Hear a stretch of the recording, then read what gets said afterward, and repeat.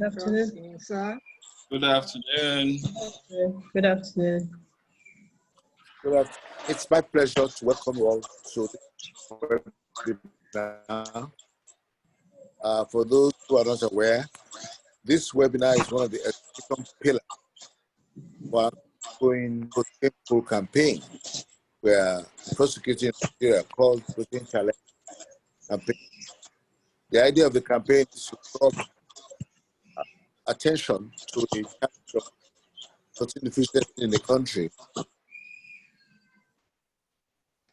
The dimension of first solutions, while it is positioning soybeans as the most cost-effective solution problem. So you're welcome once again. We're all aware that Nigeria has a protein problem, and what the COVID-19 has done is to virtually, worsen that situation. So what we did have to know is to look at how the COVID-19 pandemic affected either positively or negatively the existing situation that we have with protein. And I think we have a very competent panel this afternoon to discuss under the able moderation of Dr. Obasi. So I'm going to hand over to him. My name is John, by the way. I'm the CEO of Mediacraft, and that's the agency. And we are the ones who now do Obasi. And do we see Obasi? Proceed. Hello. Yeah. Hello, everyone. Thank you, John. Good afternoon. Beatrice, good afternoon. Monica, good afternoon. Adeniran, Adepeju. Today's webinar is one in a series to create awareness of protein deficiency in Nigeria, as we have just heard John say. And the theme of the protein challenge is protein deficiency in a pandemic. So the protein challenge is the tag of this Nigeria protein awareness campaign. It's a protein pool media campaign that seeks to create awareness about the deficiency situation in the country, and is being managed by Mediacraft Associates. Mediacraft Associates is a leading PR firm based in Lagos, and we are seeking, together with them, to position soybeans as the most cost-effective solution. So to kickstart this initiative, Mediacraft did commission a protein deficiency awareness baseline study. And the report, among other things, sheds light on the consumption patterns amongst Nigerians. I would encourage viewers to download a copy of the report from the website www.proteinchallenge.com. Once again, I'm Dr. Obasi Ndubisi. On a personal note, I'm interested in food, medicine, and lifestyle modifications that can improve people's well-being, performance, and longevity. So I'm a firm believer in the power of lifestyle and food to improve your health. And my next goal is to pursue a master's program in nutrition medicine. Having introduced myself, I'd like to introduce our panelists today. Our first panelist is a leading voice on this subject.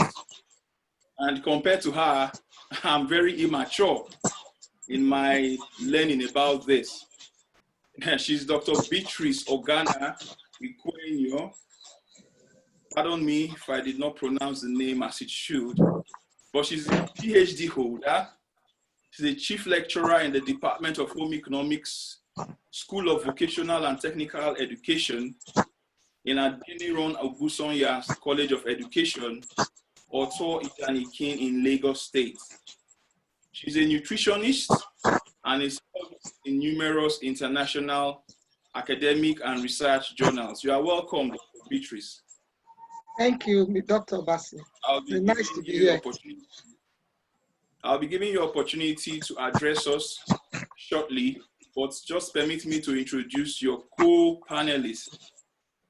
With us also is Dr. Adepeju Adeniran, a clinical and public health physician with experience of over 15 years in the Nigerian health delivery system.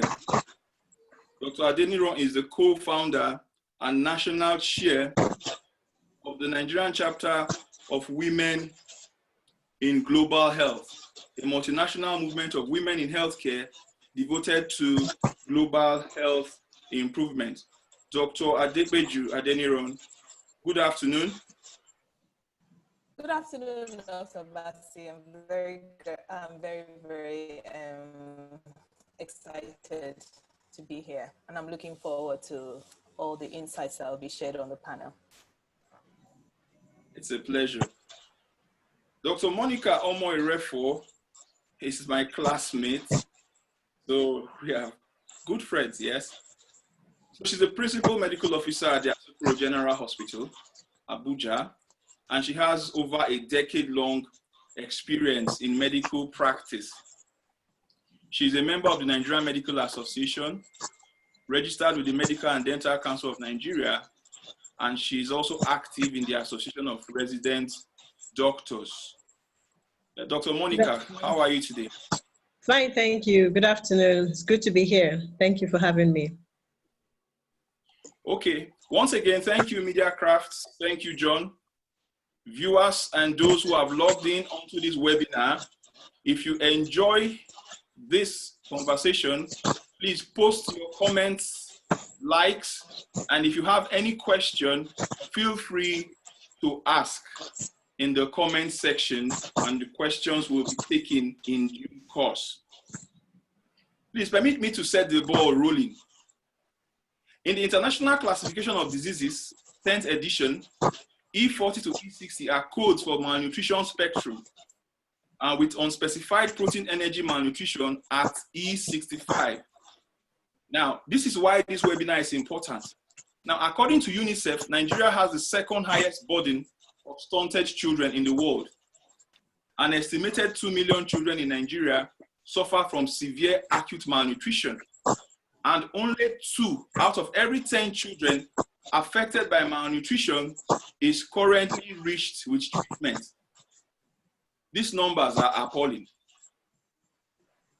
Only 17% of children aged 6 to 23 months received minimum acceptable diet in the previous day. Child feeding practices are poor in the country. 4 out of 5 newborns do not receive milk within the first hour of birth, according to the National Nutrition and Health Survey. Only 1 in 4 children under 6 months is exclusively breastfed, even though WHO expects that 1 in 2 children worldwide should be exclusively breastfed. The World Food Programme projects that the number of people in food insecurity could double to 265 million in 2020 if swift action isn't taken. Let me not bore you with more statistics because we have many more, but I'm aware that Dr. Monica also has some epidemiological statistics, which I'll be asking her about subsequently. Dr. Monica, please brace up for a brief conversation with me, and I'll take you on and ask you the first question, if you're happy with that. Okay. Right. Okay, can you please tell the audience about malnutrition? What would you say is the WHO definition of malnutrition, and what would you say are the different types of malnutrition? Dr. Monica, please. Okay. The WHO definition of classification is a cellular imbalance between the supply of nutrients and energy and the body's demand for them to ensure growth, maintenance, and specific functions. And it results from taking unbalanced diets in which certain nutrients are lacking in excess or in the proportion. Nutrients taken either too much or too little. And for the types of malnutrition, we have, like I said, it's a spectrum. Malnutrition is a spectrum. From one end, we have undernutrition, and from the other end, we have overnutrition. So focusing on undernutrition, we have what we call underweight, then we have macro and micronutrients deficiency. Now, for the macronutrients deficiency, we have mild to moderate acute malnutrition, and we have severe acute malnutrition. That's for then of course we have the nutritional deficiencies. And under the severe acute malnutrition, that's where you have kwashiorkor, you have marasmus, and you have a condition known as marasmic kwashiorkor. And can I go ahead or, okay. Yes, please. Okay, so for malnutrition, like I said earlier on, okay, there are different forms, and it's, sorry, let me not, okay. Now, okay, for PEM, that's protein energy malnutrition, which is a severe form of severe acute malnutrition. We have different parameters that we use to make this classification. Now, for you to say a child has kwashiorkor, it means that the child's weight is between 60 and 80% of the expected weight with edema. And of course, the child obviously is underweight. And when you have 80 to 60% of the estimated child's weight without edema, it's known as marasmus, when you don't, without edema. Then when you have a condition where you have less than 60% of the child's weight, the child's estimated weight, it's known as marasmus. Now, let me just give you an example. Like a child is supposed to be, the expected weight of a child is 10 kg, and the child is weighing 6 kg. Of course, obviously, based on that, you know that the child already has marasmus if there's no edema. Now, if the estimated weight of a child is 10 kg and the child is 8 kg, maybe between 6 and 8 kg, and the child is severely malnourished, and there's the presence of edema, you know the child has kwashiorkor. Now, there are some children that they look wasted, you know, they have features of marasmus and still have features of kwashiorkor. So in such conditions, you say the child has marasmic kwashiorkor. So those are the three forms of severe, severe acute malnutrition. Thank you very much, Dr. Monica, for breaking it down for us into kwashiorkor, marasmus, and marasmic kwashiorkor. And from listening to you, I could understand that it's actually a protein energy deficiency. Yes. And I'll go over to Dr. Beatrice to tell us more about proteins. Dr. Beatrice, could you please tell us more about proteins? What are the basic building blocks of proteins? What are the different classes of proteins and source of protein? What food items can people take that they will have adequate supply of protein? Thank you very much, Dr. Bassi. Proteins are unique nutrients among the macronutrients. That is, we have carbohydrates, fats and oil, and proteins.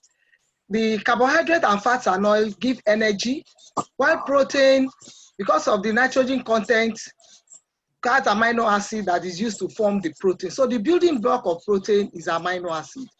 And we have different kinds of amino acid based on the food source of the protein. For example, we have the essential amino acids and we have the non-essential amino acids. The essential amino acids are found in animal proteins, and they are known to have protein of high biological value because they are essential in the sense that if they are not consumed from foods, the body will not be able to produce them. While the non-essential amino acids, you can get them from plant foods, and even when they are not present in the food, the body can compensate by producing them.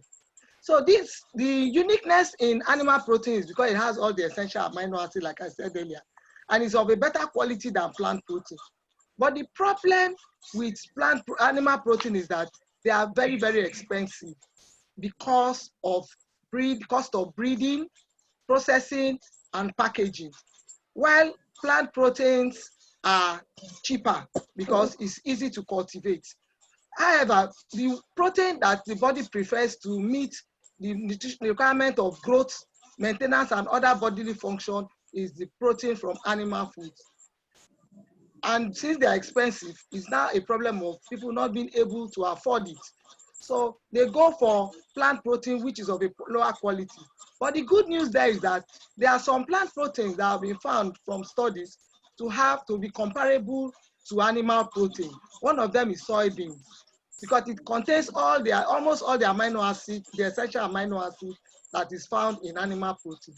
So when we want to talk about combating protein deficiency using alternative sources, plant protein like soya bean is one of those proteins that we should be looking at in order to be able to win or succeed in our combating the war against protein deficiency in Nigeria. Thank you. Then we have other legumes too that are good sources of protein. Like we have the sesame seed, the Barbara groundnut, the African yam bean. Actually, most of these legumes are underexploited. People no longer eat them, and the production rate of these legumes are becoming to diminish in the market because people don't patronize or consume them. So there's need for advocacy and meal planning for us to revitalize the consumption of these alternative protein sources that we can get from plants. Thank you. All right, thank you, Dr. Beatrice, for your explanation about proteins and mentioning some food sources from which we can get proteins. You're right when you say that animal proteins are expensive, and we will continue that discussion. But let me go over to Dr. Adepeju Adeniran. Hi, Dr. Adepeju. Hi, Dr. Bassi. All right, so I'll be asking you some questions from the policy end. Now, in linking COVID-19's impact to the malnutrition index, I looked at your work and I saw you talk about food production and agriculture. It's somewhere in your work. So here is my question to you, and it's policy related. Now, prior to the COVID-19 pandemic, I got information that the World Bank has promised several millions of US dollars, you know, for the Fadama project in Nigeria, you know, for the increased production of food in our country. Now, do you think that throwing money at the food production issues is the solution, or do we need to do more than just throw money into agriculture? What's your take on this? Okay, great. First of all, I like the sound of several millions of dollars. I always like the sound of several millions of dollars, so that's always going to be a good thing. Okay, so I first want to say that we do need to consider the fact that malnutrition is multifactorial, and there are many factors that come to bear before that plate of food is in front of you. That food has to be produced, has to be transported, and has to be bought, right? So when we say we throw several millions of dollars, I'm all for throwing several millions of dollars. But what I need us to recognize as we spend is to recognize the fact that there are multifactorial combinations to ensuring that the food is available. So when we do spend, we have to target all those different sectors, all those different factors. If we're talking about throwing money at agriculture, many people think about, oh, how do we get people planting? So it's good. One aspect is to get people planting. How do we increase that? We can subsidize fertilizers, we can give loans to people to be able to buy land or land share, right? So then that food is produced. After the food is produced, we need to remember that it also has to be transported. Because often you have food being produced in the rural area and most of the consumption is in the urban area. Apparently, we produce in the rural area, but we don't even consume there. Because in the case of something like proteins are actually often too expensive to be eaten by people that actually produce them. So they produce them and then they transport them to the urban areas where people pay for them. So if I were to design policy around spending millions of dollars, the factors of production, which would be land, capital, and then transport, to transport the food to where it's going, and then be able to intervene at the point of purchase. Meaning that if you have a country where the general GDP is low and the household spending is low, remember we're talking about protein specifically and it can be expensive.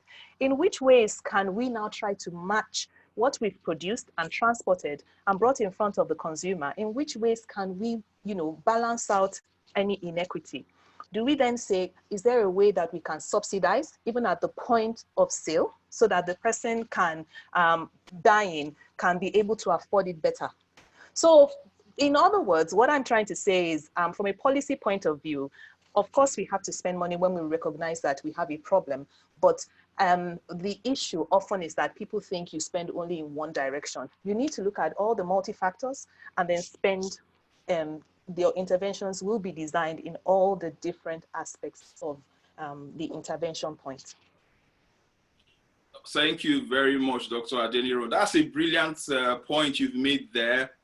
Because before the food gets to our table, like you rightly said, the seed has to be bought or the tuber has to be procured. Mm-hmm. Then the seed and tuber has to be kept in a state in which it will be viable. Mm-hmm. Then the land has to be procured. Mm-hmm. Then the farmers that will work on the land, as well as the implements that they will need to work on the land, has to be secured, mm-hmm. You see? And then after this has been done, what about storage? Yes. It has to be stored, isn't it? Yes. Aha. And then protected from pests and rodents. All this has to be put in place. And then how about transportation? Mm-hmm. From the farm via road, or if you have to cross water, via water, or if you have to fly via air. You see, all these things go into guaranteeing food security. Mm-hmm. I'll come over to you, Monica. I'll be back, Dr. Adeniro, but let Monica say a word or two about food security. Food security. Now, Monica, we know that according to Gibson et al. In 2012, there are several levels of food security. That's individual, household, national or regional, and food security according to the context or underlying conditions. Yes? So Dr. Monica, my question to you now is, what would you say are the three important requisites going from this back and forth I and Dr. Adeniro have just had, or from your own preparation, the three important prerequisites for household food security? Dr. Monica.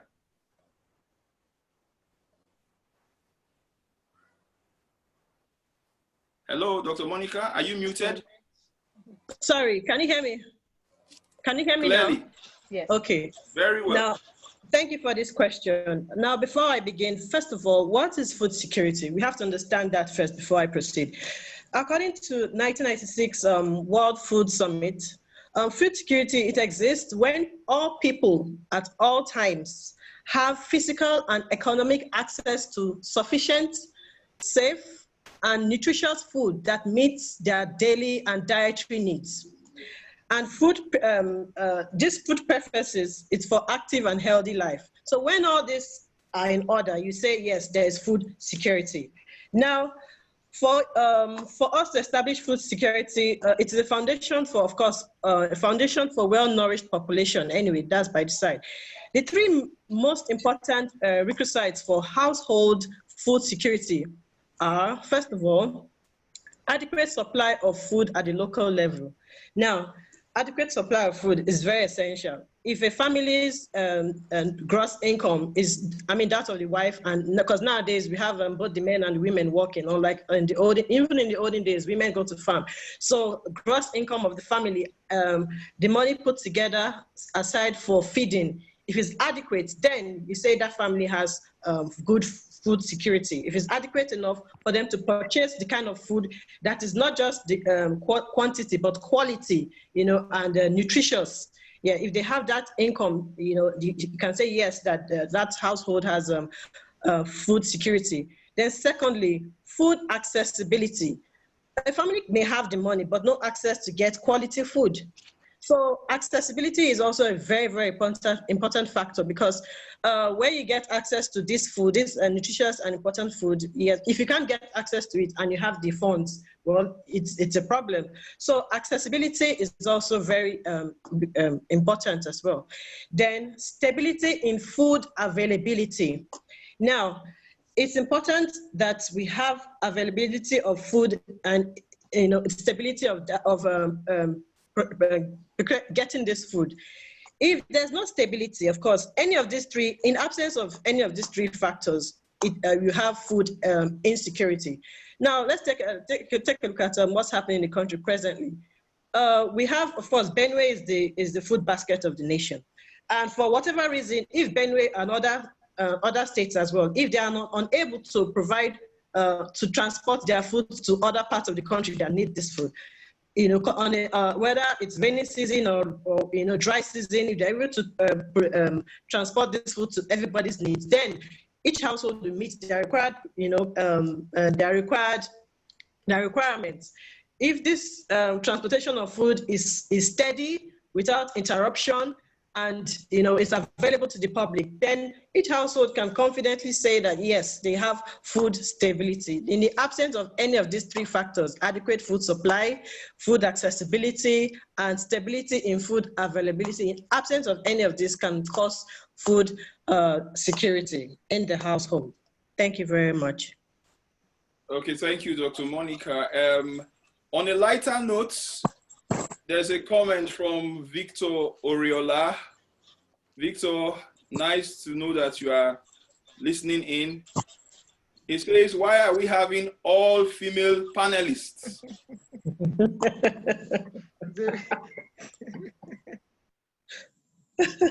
So, Dr.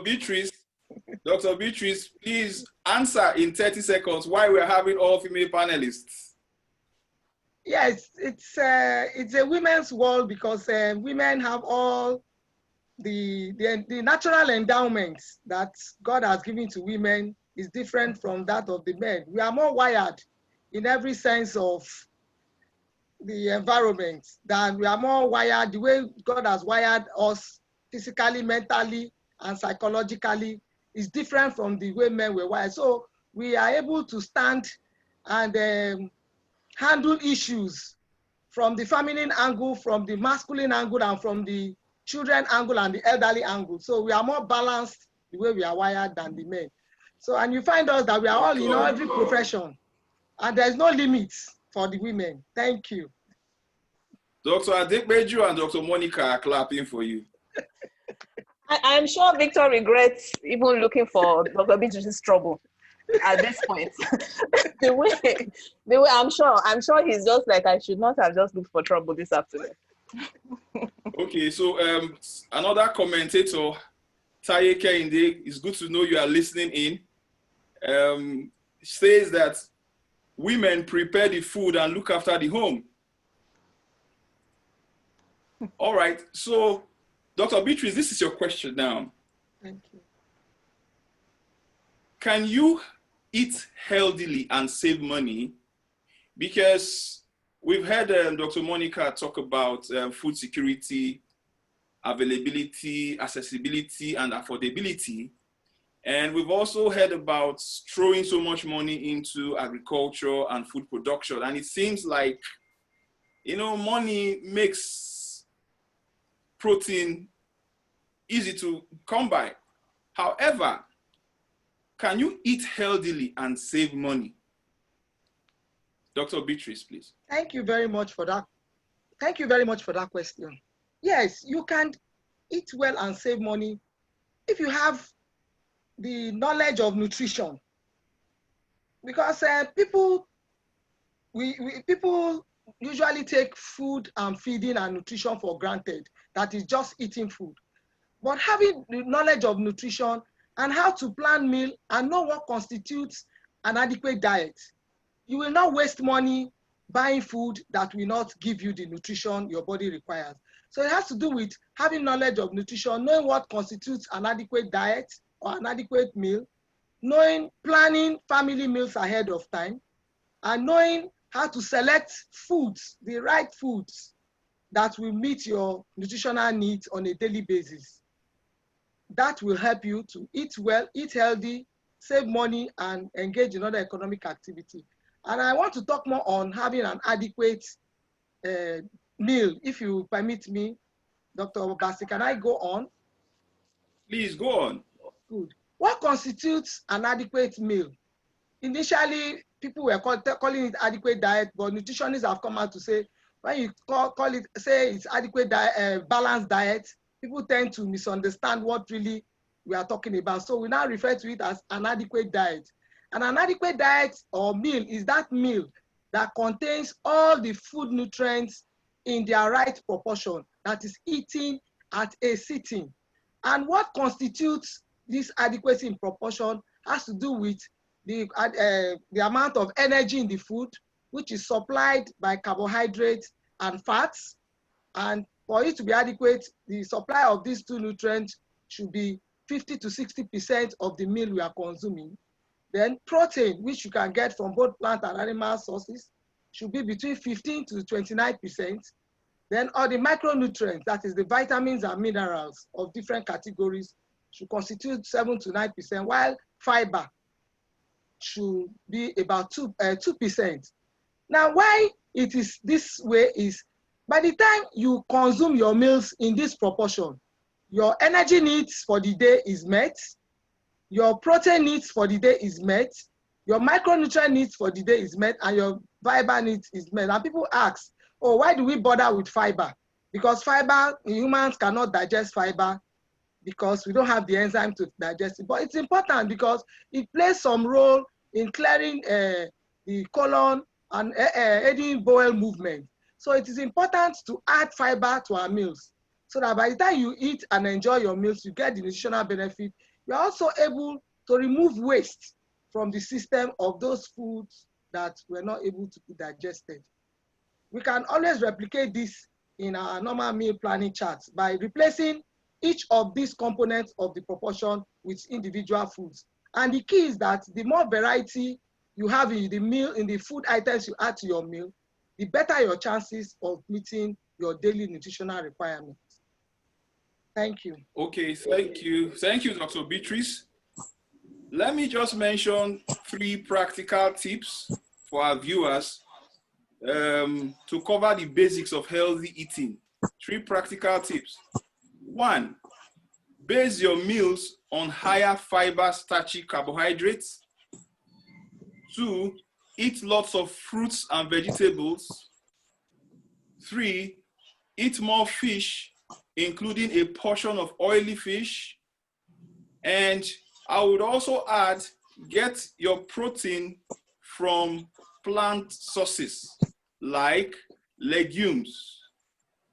You know, when I say legumes, beans and pulses and soybean, like we're talking about today, and other plant sources. I'm going to come back to you, Dr. Beatrice, and we'll look at what plant sources we can get our proteins from.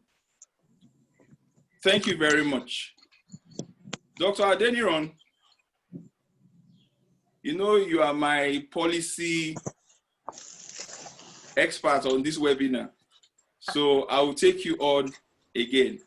Now, I was looking at a study done by the Organization of Economic Cooperation and Development, published July 2nd this year, OECD, July 2nd this year. You can look at it later on and see what the study is about. Now, they made the following findings, and we discuss them one after another as time will permit.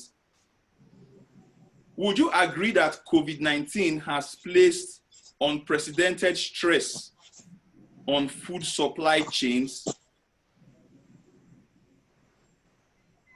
And if you agree that it has placed unprecedented stress on food supply chains, how do you think COVID-19 has affected inputs like seeds, pesticides, fertilizers, and energy?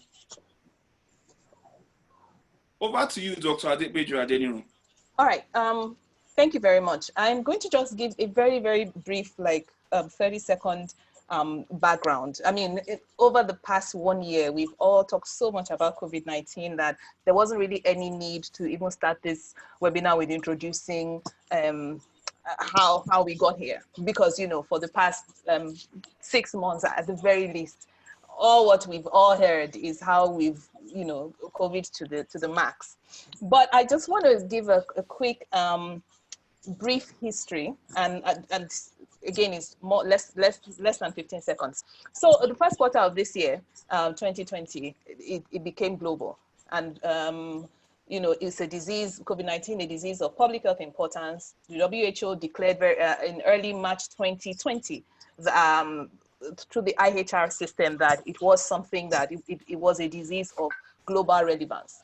Wuhan in China was the first city to institute a lockdown, which basically was at the policy level, at a governance level, to reduce infection and transmission rates. We were reducing human gathering, we were reducing human movement, and you know,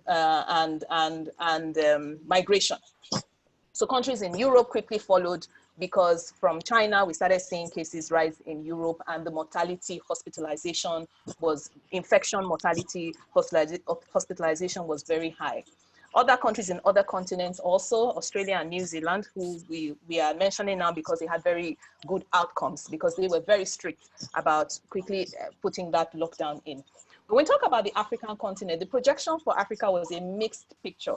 We had, because Africa had a younger population, and from the hospitalization and infection that we were seeing, it seemed to affect the older vulnerable. So there are two sets of vulnerable. You have the younger vulnerable and you have the older vulnerable at any point in time when you're talking about disease and transmission in a population level. But we found that it was affecting more of the older vulnerable. And so the projection for Africa was, we were projected to be less affected because we had a younger population. This is because systematically the death, what's they called it? What's that word now? We don't live very, very long in Africa as it is on a population level. So the expected life expectancy wasn't very high. So we were projected to not be as affected. So that was the positive side. On the negative side also was that we had a health system that was already facing its own challenges. So there were projections that if we had the same level of infection, hospitalization in Africa, our health system was not prepared to cope with it. So in designing a lockdown for Africa, we had to put all this together and really consider what the way forward. In any case, we too had to institute a lockdown, and which now leads me to the question that you're asking. For the first time, the health system had to take lead in Nigeria. So we had to have the health system, you know, creating the space and setting the pace for all other aspects of agriculture, politics and policy, economics, education, judiciary, which was a very, very unique situation, because usually health is not, we're not the biggest priority. We sit and listen to instructions, but we had a global pandemic, and for the first time, the health system was the one dictating the pace and saying this is what we do and this is what we didn't do. So it was a very good exercise to test out health system governance in Nigeria. So we did put a lockdown, and that meant that we reduced human migration, we reduced human gathering. What this meant was in every single sector of human living, agricultural, politics, and policy, economics, education, judiciary, there was a near at least reduction to almost 20% in some places, 10% of normal functioning capacity across all facets of our living. So for about 3 to about 4 months, but extending into about 6 to 7 months, that happened. And many people said 2020 was brought to a standstill. Specific to the health sector, we had more hospitalizations, more treatment and isolation. We had disruptions in gains from other systems, gains that we had made in immunization, gains we had made in water production, reversal in sexual and human reproductive health, maternal and child health. All the gains we had made, some of them were reversed because we stopped moving around. Linking this COVID-19's impact, I want to link that to your study. I do know that study. Linking that impact to malnutrition and protein deficiency. We do have to ask ourselves, first of all, where were we before the pandemic? What was the state of the protein deficiency in Nigeria before the pandemic? And how did it perform in the pandemic? And then the way I like to look at it from a policy point of view is how then are we able to take lessons that we have learned in this time and then plan? Because unfortunately, this is not going to be the last pandemic we will face. So how we are able to design solutions and stay with those solutions will go a long way. So how to plan and ensure that your nutrition, I don't know if I'm going too much into, I don't want to, do I still have more time? Shall I go on? I will come back to you, Dr. Adepeji. Okay.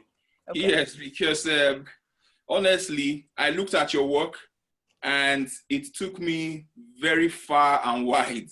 You know, your work took me so far, and we'll take it 2 minutes. Okay. And I'll come back to you. Okay. Our viewers are already asking some questions, and there's a question here from Dr. Ibrahim Umar Kontagora to all panelists. And this goes to the 3 of our panelists today. I would like the panelists to shed more light on how the activities of the bandits and terrorists in some states, specifically northern Nigeria, hiking prices of farm produce and job loss as a result of COVID-19 have contributed to protein deficiencies in Nigeria. Who would like to go first on this question, please? I would. Yes, Dr. Adepeji, take a minute on this question. So that question is extremely exciting to me. We have not done a post-COVID-19 evaluation in 2020 for what exactly the results are, but we are able to make informed guesses on what the effects of COVID-19 on protein deficiency is. So when the nutrition survey for 2020 is eventually done, we will see the results in 2021 or whenever that survey comes out. But whenever food nutrition is threatened, and when supply chain, for instance, is threatened, because what happened in COVID-19 was not so much of production. The products were there, the food products were there. It was harvest time, actually, for many food products. But what happened is we lost an entire harvest cycle, because when we stopped moving around, food rotted in the farms. Because in Nigeria, as it is, we actually produce in the rural area, and then we move to the urban, and we kind of move in. Even though we have a daily movement, there are some cycles of higher food production. For instance, in the poultry business, there are what you call the egg glut. There are times when we have a huge production of eggs, and there are times when we also have a huge production of dairy. When that cycle is interrupted, the thing you have to remember about food, and especially proteins, is because with animal proteins, and I remember where Dr. Beatrice said this, animal proteins are expensive to produce, mostly because there's a factor of time. If we eat dairy or we eat eggs, for instance, they come from adult animals. Those animals need to be born and they need to be tended, prevented to disease prevention. They have to grow up before they are able to give us either their milk, their eggs, or their meat. So that takes time. So when that farmer is pricing his food, he's pricing for how long he invested before that protein is on your table.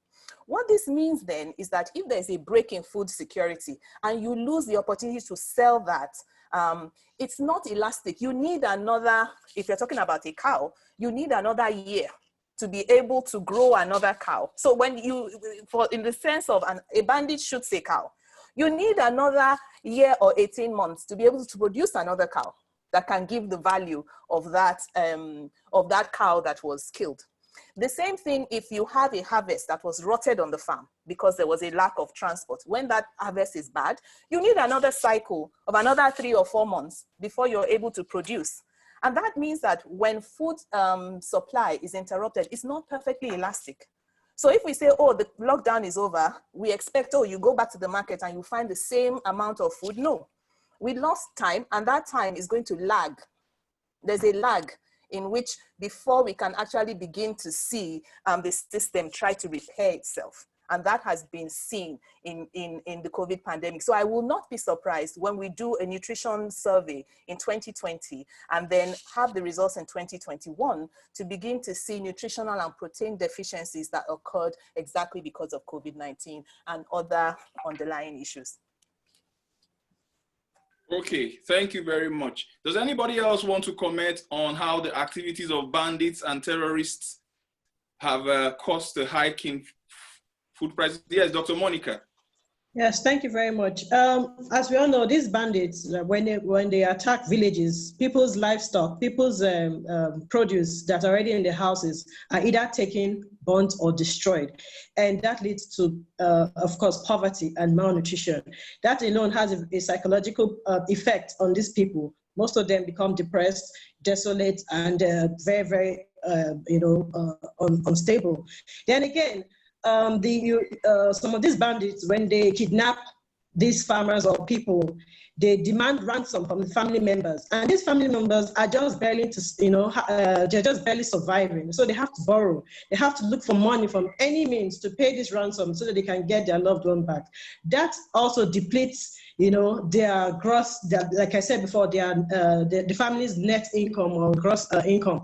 It depletes it much further, and this, predisposes the members of the family, to malnutrition. If they have children, children will not be able to eat adequate diet, and all members of the family as well, because they have to scale down on the amount of food and even the quality of food that they have to eat because funds are not available, and even the little available is used to pay these bandits so that they can get as ransom, so that they can get their loved one back. Sorry.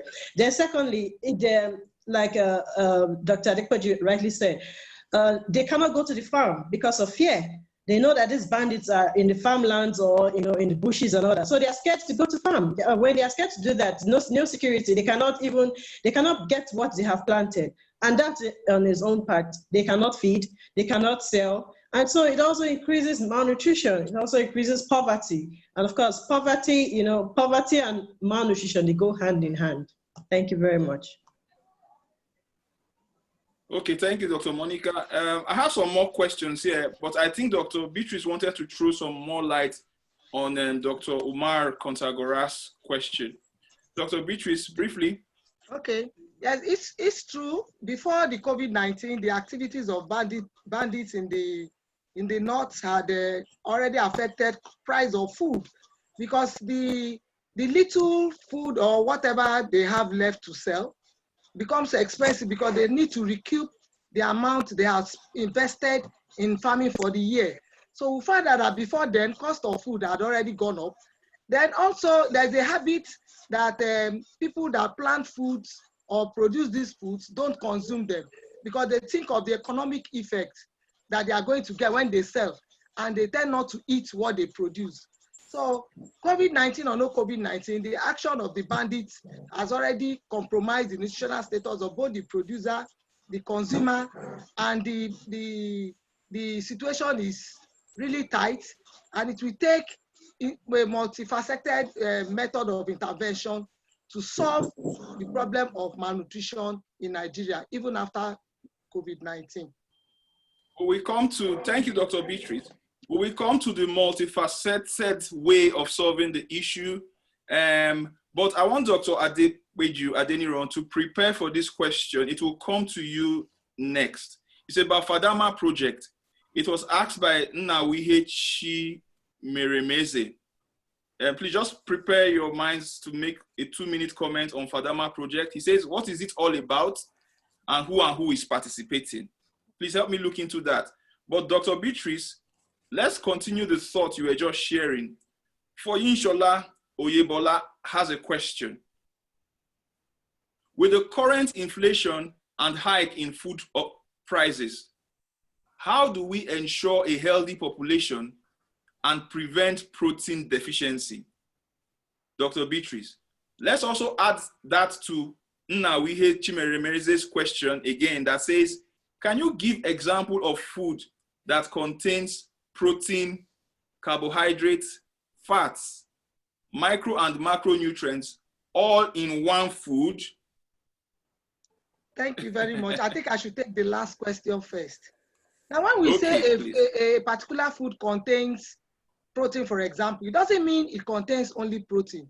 The only thing is that it contains significant quantity of that nutrient. So we say protein.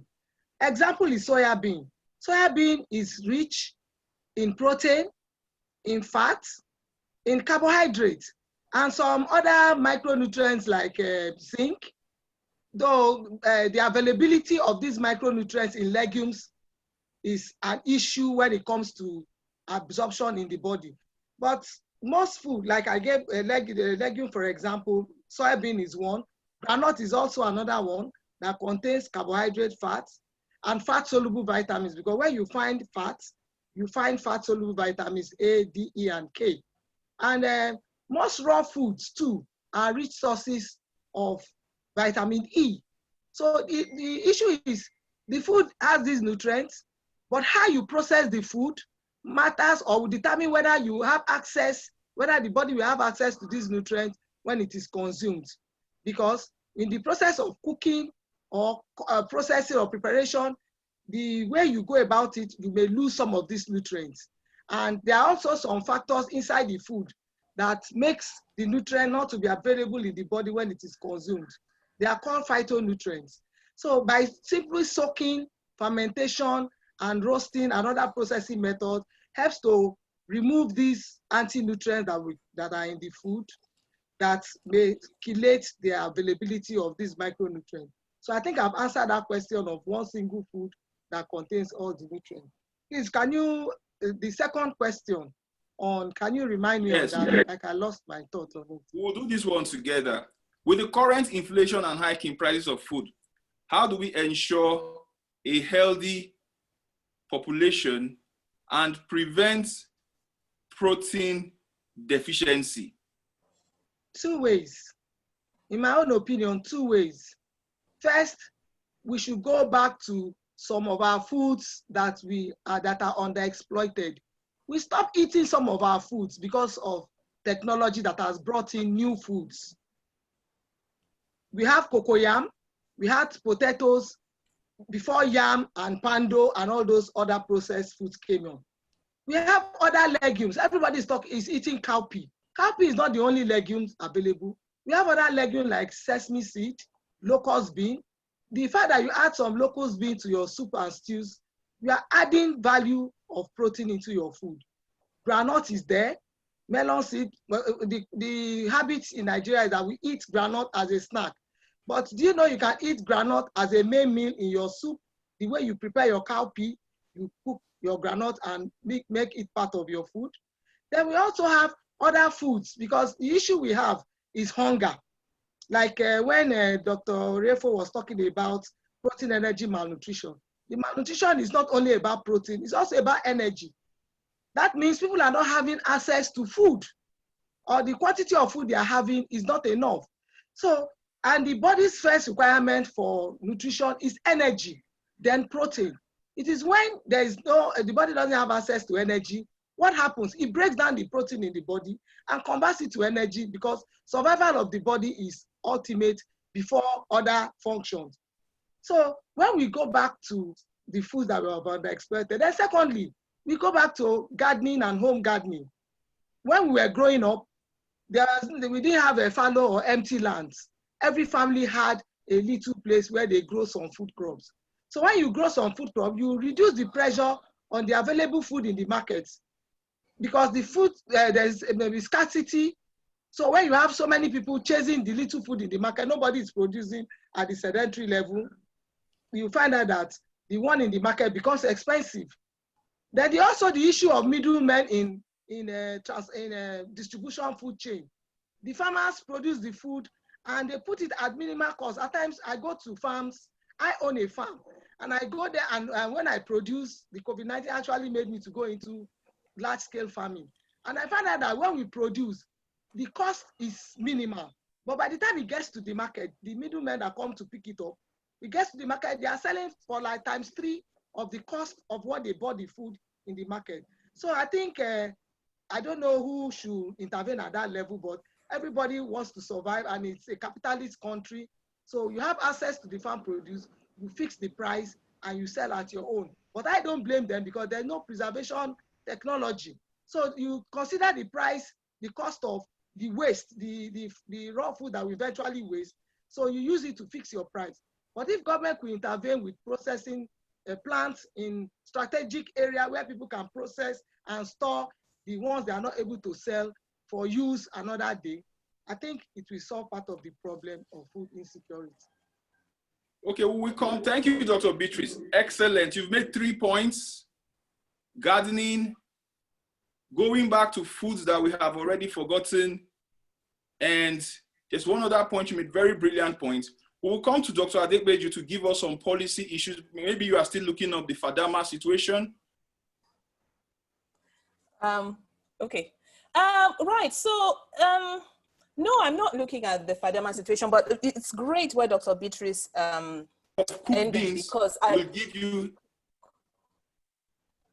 Can you hear me? Yes, I can hear you.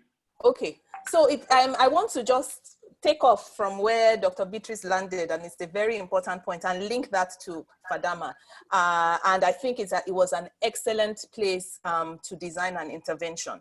The Fadama project is a World Bank funded project where World Bank is partnering with the Nigerian government. Fadama is the Hausa word referring to the, it's like this low, like flooded land, right? And how we can actually use flooded land to grow grains and pulses. So what is the problem that the Fadama is trying to solve? And it's exactly what Dr. Beatrice said. Production of food in Nigeria is not the essential problem if we're talking about food that comes out of the ground, because we do have very good soil. We have very rich soil. Anybody that has been anywhere, not just Benue, but anywhere near Benue, I've been to Benue before. I've been to Benue twice, I've been to Jos. And I can't even believe I'm in the same country when I look at how rich that soil is and how literally you can take a basket and walk down any road and fill your basket, literally. And I know that probably that's why they call it the food basket. I remember I went in mango season and I could not believe my eyes. The way I was grabbing they could tell that I wasn't even really I wasn't from there, because the way I just kept grabbing the fruits. And also Nigerian soil is really good. So the production of the food out of the ground is not the problem. But what is the problem? The farmer, the Nigerian farmer, is one of the people that is extremely under-prioritized, in the sense that farming in other places where people can literally make millions of farmings, the people who are the closest to the soil, the primary contact of the soil, are really very poor. When we say agriculture is making a lot of money, the middlemen, or the people who are buying and reselling, is where the money is going. And this is not encouraging the farmers to continue to produce. And then apart from the fact that the money is not put in the hands of the farmer, the Nigerian farmer also has to wrestle with things like famine, conflict, insecurity, banditry, and all of that. And yet they are meant to produce. So when the middlemen come and buy up everything that they are able to produce, even in their harsh circumstances, they can hike up the price because they have the power to be able to control things like transport and storage. And then they pass on the cost to the consumer. So you can see how a line happens where we begin to make it difficult for the consumer to be able to access foods easily. The Fadama project intends to correct this by empowering the farmer, which is the person who is primarily touching the land. In which ways can we see the problems of the farmer and how can we solve them? Are people able to buy land or land share? How can we give them money or make available loans to be able to buy land or do land sharing?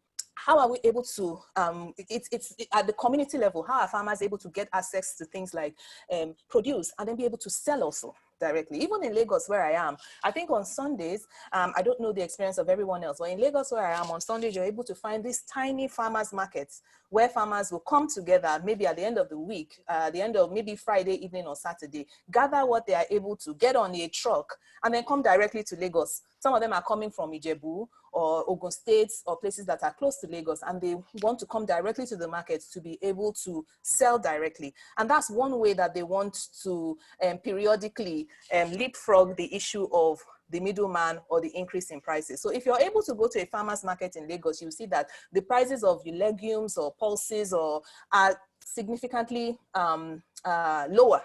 And that can be one way. So the Fadama project was one institutional way of, okay, how do we bridge the gap between the farmer and the consumer directly? And of course, again, it's multifactorial and money was spent in different ways. And it's a very complex project. So I wouldn't want to, I will not be able to finish discussing it, but that's an overview and of the problem it was trying to solve. Okay, thank you very much, Dr. Adekweju. Now we hear Chimere Meze. That was the question you asked. So I hope you get a clearer picture now. Thanks. We're doing very well on this webinar so far. Please, if you have more questions, send them in. There's a question from Professor Aisha Mohammed, and I will let Dr. Monica address this question.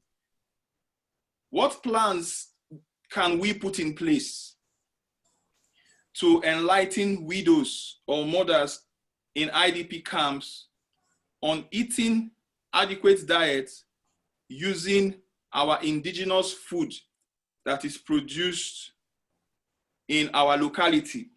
I will add that question to a question from your presentation, Monica, where you talked about Kwash Pap.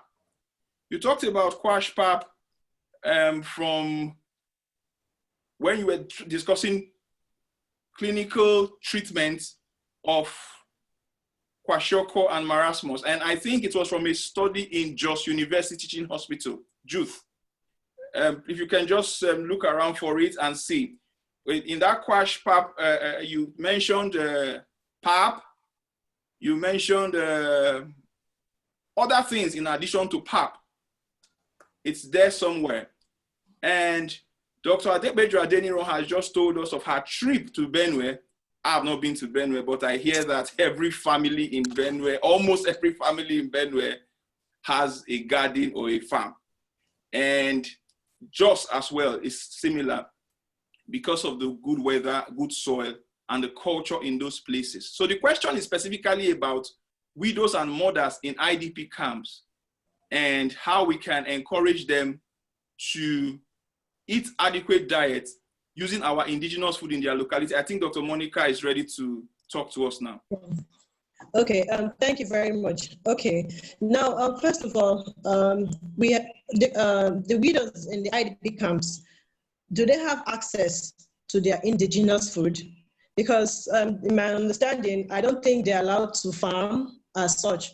But in any case, if first of all, they have to be educated what is indigenous foods, what they are, first of all, like our soya beans, our guinea corn is called dawa. I think in Hausa it's called dawa. Then the millets and corn and other local foods that are also very nutritious. First of all, they have to be educated about the content of this food. Then they have to know which is the carbohydrate, which is the protein, and which are the oils, and how to combine all these foods to achieve adequate diet. Now, they also have to know that the carbohydrates, they are, like the starchy foods and our tubers, our grains, these are carbohydrates. They have to know that these are energy-given foods, and they have to take it alongside with proteins that which are body-building foods, together with oils. So, because we have a situation where most times people, most of our locals, they just depend only on carbohydrates. We have to encourage them, and we have to educate them. Tell them that yes, carbohydrates are good, but you have to take it with milk. Milk is, of course, our kunu. That's I think that's what it's called in Hausa, cow milk or even goat milk. I know some people take goat milk, I don't know, but our soya beans, they have to have a way of integrating it in our local foods. We have to explain to them that these are very, very nutritious, because I know sometimes there are different organizations that come to the IDP camps to give them either noodles, rice, oil, and that. So they may just want, some of them may just want to depend only on that. But it's important to educate them that apart from these foods that they receive from the NGOs and from government, the local foods are also very nutritious, and they're also very healthy. They can use it to feed their babies, their infants. When I mean babies, I mean infants that are above six months. But because, of course, breastfeeding is for exclusive breastfeeding is important for 6 months. And above 6 months, they can introduce other things, and they are easily available. If they're allowed to farm, then they can be provided with grains so that they can farm and they can produce these local foods that are easy to prepare. And they understand it, they understand these seeds, they understand them in their own language, they know what it is, and they know how to prepare them. And for those that maybe they have been displaced from one part of the country to another part of the country, then they may not know the new local food that is available. They may not understand it. So if any organization comes in contact with them, we can also tell them that, okay, yes, these are the kind of local foods that are available in this state that you can easily buy and get, and this is how it's prepared. Then talking about kwash pap. Kwash pap is actually, I think, is actually coined from pap given to children with kwashoko. It means that, yes, that's where it came from, kwash pap. For my presentation, the contents are from 2 centers. We have the contents from JOST, and we also have the contents from Asokoro Hospital, where I'm working. Now, for JOST Teaching Hospital, kwash pap is made of diatrend, egg, banana, sugar, and oil. Then this diatrend, it's a mixture of maize, groundnuts, and soya beans. Of course, groundnuts and soya beans, they contain protein. They are plant protein. They contain protein, and they also contain oil. So this is blended together, is mixed in a particular amount, a particular quantity: 100 grams of diatrend, 1 egg, 1 banana, 45 grams of sugar, and 30 grams of oil. That's for University of Jos. Then for Masokoro Hospital, what we use is we use 100 grams of raw pap. Most commonly guinea corn pap, and which is easily digested by children and is easily tolerated by children. We use raw pap, we use egg, banana, sugar, oil, and 50 grams of milk mixed together. It's usually prepared by the dietitians, and they give it to children that are on admission for protein, energy, malnutrition. And this is given at a particular quantity. It's given at a regulated quantity. Usually, when we're feeding these children, we usually give them via NG tube, that's nasogastric tube, because they are so weak and they are so emaciated. To even swallow or to chew may be a problem. So we pass a tube from the nose straight to the stomach. So we introduce this food directly to the stomach where the food is tolerated. And we give at a particular volume, at a particular interval. We start like 2 hours, every 2 hours interval. Then we can progress to 3-hour interval at different quantity based on the weight of the child and the nutritional requirements of the child. So I think I've answered that question, or is there any more clarifications on that? No, you've done exceptionally well. Okay. I will come over to Dr. Beatrice. Hi, Dr. Beatrice. Dr. Beatrice, I want to discuss some things with you about how we can eat healthy and save money. And please, if you just take note of these things, you will throw some light on them. How can writing a shopping list and drawing up a weekly meal plan help a family eat healthy and save money? Shopping list, weekly meal plan. The next one, how can wasting nothing, because I have some tips here, about 20 tips to eat healthy and save money. How can letting nothing go to waste help the family eat healthily and save money? Then how can trying cheaper brands, because I think we live in a society where people want expensive brands. You see, they want peanut butter, but they will not use Osoji for peanut butter. They will rather go and buy Skippy. Skippy and Osoji, in my opinion, are both peanut butter, aren't they? So trying cheaper brands, eating more vegetable, cooking with pulses. We've talked about cooking with pulses here, and legumes. Soya bean is a legume, as well as other pulses as well. Then looking at cheap recipes. How can looking at cheaper recipes help?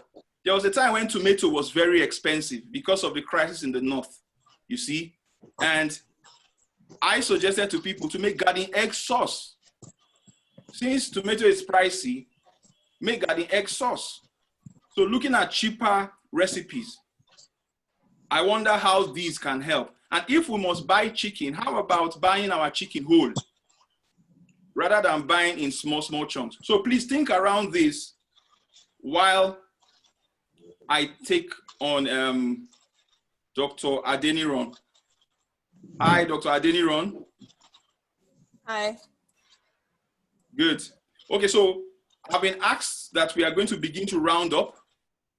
So while Dr. Beatrice is thinking on this, can you give us your closing remarks in about 2 minutes? But please, I would like your closing remark to center around these thoughts. So, responses by policymakers have tried to bring things like online sales. Then, farmers using digital technologies and platforms to sell directly to customers.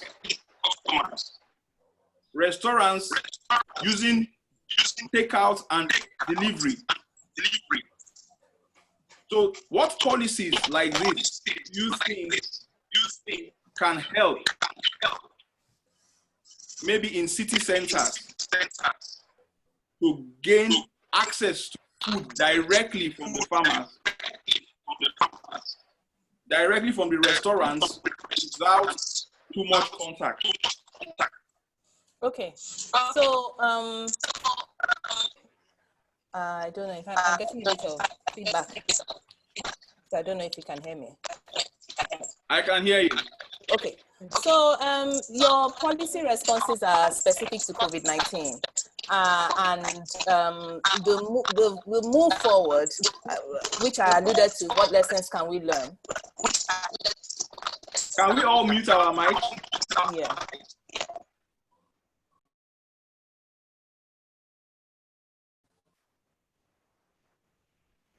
Okay, can you hear me? Okay, awesome. Yes, Dr. Adeniran. All right, thank you. So the thing is, moving forward, the ways in which policies can respond to COVID-19, and like I said, because this is not going to be the possibly the last pandemic, or at least the last disease of public health importance. It's important to be able to plan properly. I'm going to give a big a hand clap to policies that support direct links between the farmer and the consumer. Not to say that we want to get rid of middlemen entirely. They are always important to bridge a gap, but any policy, whether it's digital or is actually physical, that's pre-COVID, that kind of wanted to link the producer, the direct producer, and the consumer, will always have my applause, because it will remove a lot of factors that prevent food security. So I'm all for policies that do that. I do not think, to the largest extent, that policies that support restaurants, even though restaurants are important, I do not think that restaurants play that much of the biggest role when it comes to food security on the table in Africa. In Nigeria, where I'm from, we're a low to middle income country. Most of us are able to cook at home. And even when we don't cook in the house, what we patronize are food vendors, which we have not been able to use the deploy digital mechanisms between the food vendors and the person in the house. So there are farmer markets, apart from something of a larger scale like the Fadama. There are farmer markets in Lagos State that farmers have come together to come and do. And then there are also Lagos State supported farmers markets, where the Lagos State tries to subsidize transport and refrigeration, processing and storage. So I live in Lagos, so there's one in Sulere, for instance, where you will go and then farmers are able to bring their products directly, and through a scheme, the government is able to sell for them. So any scheme at all, when it comes to policy that removes the middleman, gives space for the farmer to be able to sell directly, is in the right direction for nutritional planning, and especially for something like protein deficiency. And those will continue. I would urge the government to continue to be creative and imaginative. There's no limit to what we can solve with our enthusiasm and our creativity and our imagination. So that is my own take home to end my session. Thank you very much. Thank you, Dr. Adepeju. You've done brilliantly in your policy dimensions to this discussion. And I'm sure our listeners have taken home, go to Surulere. Go to Surulere. There is a farmer's market there. There is a farmer's market in Surulere. All right. Dr. Beatrice, I'm back to you now. So I'm sure you've organized yourself. So just use this as your 2 minutes last word. Thank you very much. For meal planning and writing a shopping list helps you to decide alternatives, and also help you to do your cost purchase, know how much you want to spend. Then having a meal plan, in the process, in the course of having a meal plan, you don't plan up in the air, you plan using the food guide pyramid. And in Nigeria, we have a food guide pyramid that has been produced by Professor of Nutrition at the Nigerian University of Nigeria, Nsukka, Professor Enobong. She came with a food guide pyramid that group food according to the nutrients they give and the function they perform in the body. So when you look at that food guide pyramid, you select your food, it helps you to plan and make sure that as you are selecting your food, you are taking cognizance of all the different nutrients those foods contain. So when you plan your meal and you prepare them, your chances of having an adequate meal is assured. Then on the question of buying cheaper foods and buying expensive foods, it's a matter of lifestyle. But I want to assure you that it is not the packaging of the food or the exotic food that has more nutrients. The nutrients are comparable. When you buy shower fish and you go and buy obokun or ejoson, the more expensive exotic fish, the exotic fish are more expensive. You can buy them for 10,000, or you can buy shower for 200 naira. And it is the same nutrient content you are going to get, the same quality of protein, the same quality of fat soluble vitamins that you are going to get, that you get there. So it has to do with nutrition knowledge and lifestyle changes. Then having cheaper recipes, like I said earlier on, having cheaper recipes, you are using crayfish and you are using prawns. The prawns are more expensive, the crayfish is cheaper and is more in quantity. So you find out that you are going to have the same iodine content, the same protein content from the foods. Then you can also rear some of our domestic animals ourselves, but making sure that we keep them within the confines of our compound. I remember when we were growing up, our parents and grandparents had goats that really didn't cost them much, or chickens to feed. They feed from the waste from the home. Then there's need for economy in meal preparation. You economize in terms of making sure you use almost every consumable part of the food you are cooking, you have bought. In those days, grandparents used to say, when you peel yam and peel off a lot of the yam tissue with the peel, you are smacked and you are scolded that you not get a good husband. So we can minimize waste by being more efficient in the way we use our foods. You can cook the yam with the peel, wash it very well, cook it with the peel. So by the time you cook the yam and remove the peel, you tend not to lose any part of the yam at the end of the day.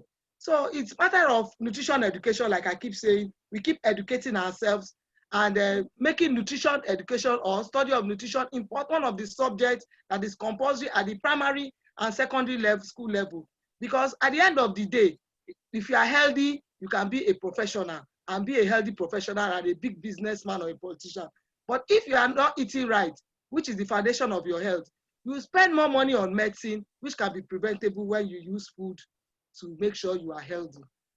I think I've been able to answer that question and conclude on my session today. Thank you for having me on this panel.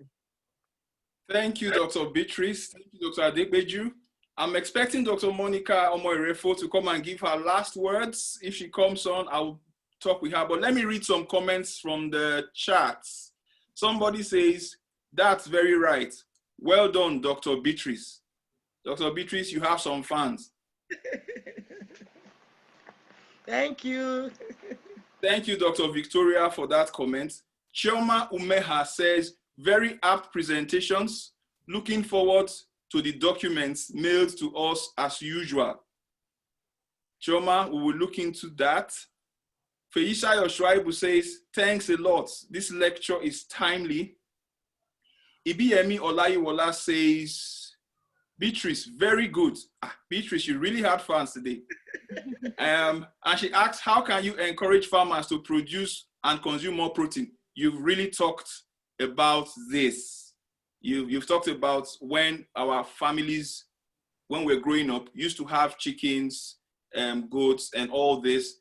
And aside from that, you've talked about plant proteins, and you've emphasized on soya beans. And in fact, you've done justice to that comment. Feisa Yoshwaibu says, well said, we need to go back to our local food. Yeah, we need to go back to our local food. Honestly, like I said, rather than use Skippy, a branded name for peanut butter, the old soji that we used to eat garden egg, I mean, it's still peanut butter. I use it to eat my bread, and I think I get the satisfaction I want. It has more flavor. Yes. So there are a lot of comments coming in. Well done for the presentation. So while we are expecting Monica Omoirefo, I'll just take this question from Victor Oriola. Before the COVID-19 pandemic, so many families were struggling to survive. Some live on 1 meal per day. Now the pandemic is here. How do we bridge the gap and ensure that there's enough protein intake? Yeah, Victor, I'm sure if you were following the conversation, this question was very well handled. Yes, I heard Media Craft will answer that live. Okay, my own final thoughts. Once again, I am Dr. Obasi Ndubisi. As a secondary school student, I studied food and nutrition as one of my subjects, of course. I did food and nutrition in SS3 and I wrote it in WAEC. You can imagine on the day of my food and nutrition WAEC exam, I was coming to school with pots, pans, and stoves.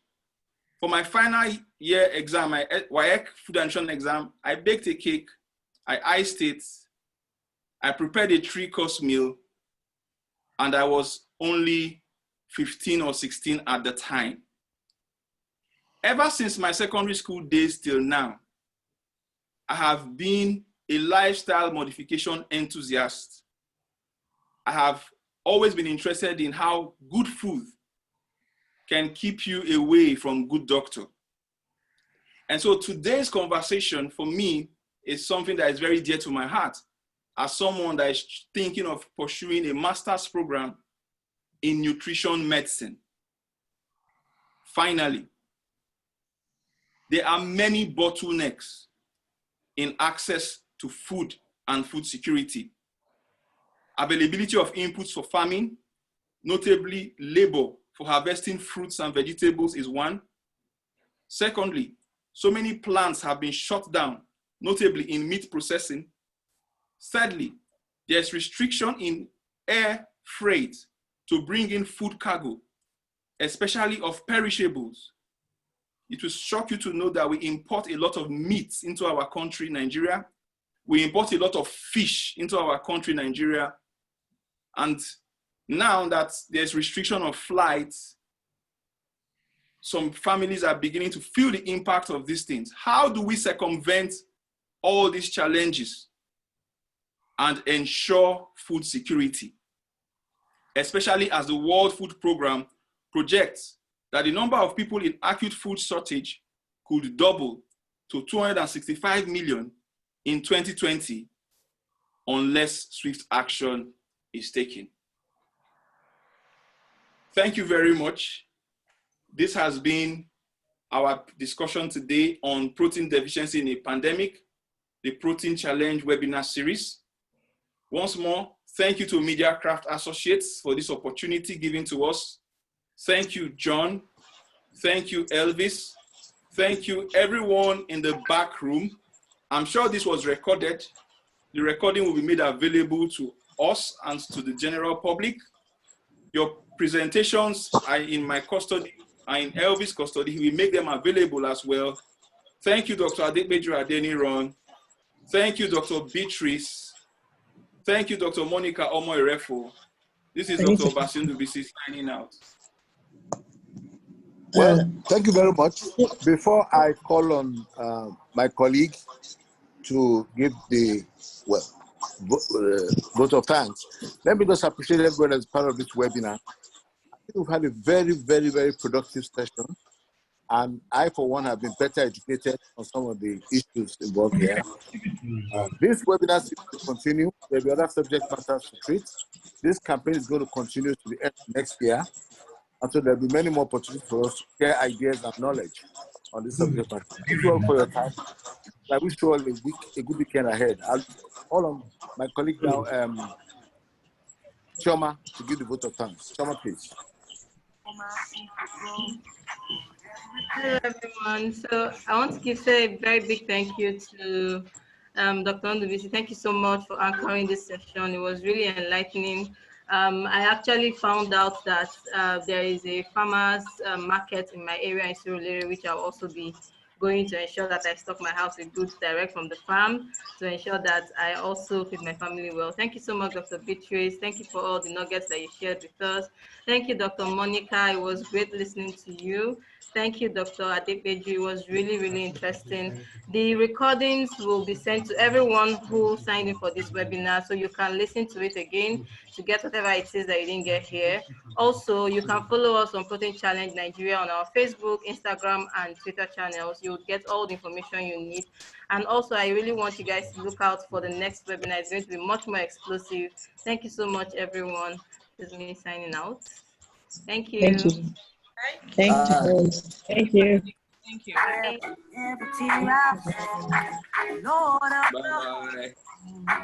I can enjoy a hundredfold. The land is green, it's green. Oh, oh. The land is green, it's green. Let you see, the harvest is ready. The Lord of the harvest told me so. It's green for me. I thought it was over. thought you were done with me. But we're just beginning. Whoa, my life is a journey. I will walk with you. I will go where you want me to. Yes, I will go.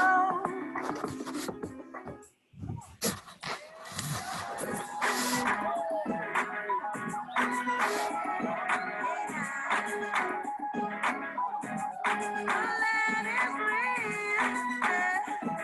You told me that the land is green. Hey, yeah. It's green. Oh, oh. The land is green. It's green. Can't you see? The land is green. It's green. Oh, oh. The land is green. It's green. Can't you see? The land is green. It's green. Oh, oh. The land is green.